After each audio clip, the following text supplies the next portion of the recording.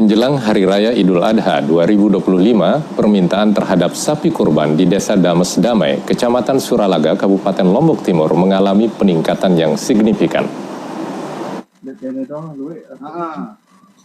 Pemerintah Desa Dames Damai memastikan seluruh sapi kurban yang ditawarkan dalam kondisi sehat dan bebas dari penyakit mulut dan kuku atau PMK.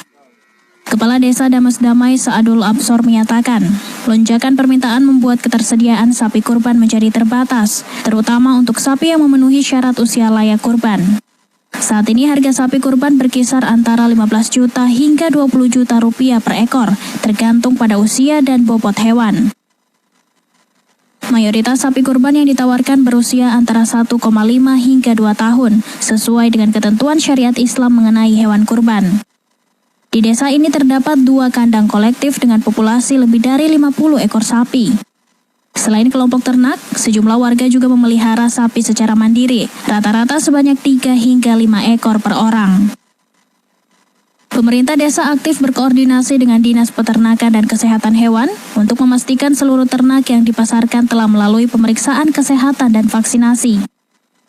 Seluruh sapi yang dipelihara telah menerima vaksin beberapa kali serta mendapat perawatan tambahan berupa pengobatan tradisional.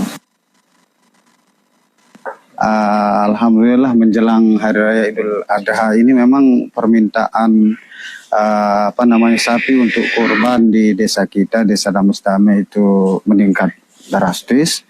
Bahkan khususnya kita yang di calon masyarakat kita yang mau berkurban saja kemungkinan tidak mencukupi yang sesuai dengan umur yang bisa dikurban di desa kita. Menurut Saadul Absor, pengobatan tradisional menggunakan bahan alami seperti cairan kunyit masih sering dilakukan oleh para peternak sebagai langkah pencegahan. Hasil pemantauan menunjukkan bahwa setelah vaksinasi massal dilakukan, hingga saat ini tidak ditemukan kasus PMK di wilayah desa ini. Hal ini menunjukkan tingkat kepedulian peternak terhadap kesehatan hewan kurban cukup tinggi, mengingat risiko kerugian ekonomi jika hewan ternak tidak dirawat secara optimal. Berdasarkan hasil pemetaan, tidak ditemukan sapi yang terjangkit PMK, sehingga seluruh hewan dinyatakan layak untuk dijadikan kurban. Pemerintah desa berharap tren meningkatnya permintaan hewan kurban ini dapat mendorong peningkatan kesejahteraan para peternak. Pasalnya, mayoritas penduduk di Desa Dames Damai berprofesi sebagai peternak, termasuk diantaranya guru dan pegawai negeri sipil yang turut beternak sebagai usaha sampingan. Kegiatan beternak di desa dinilai memiliki potensi besar dalam mendukung perekonomian masyarakat. Saat ini, populasi sapi di tingkat desa mencapai lebih dari 8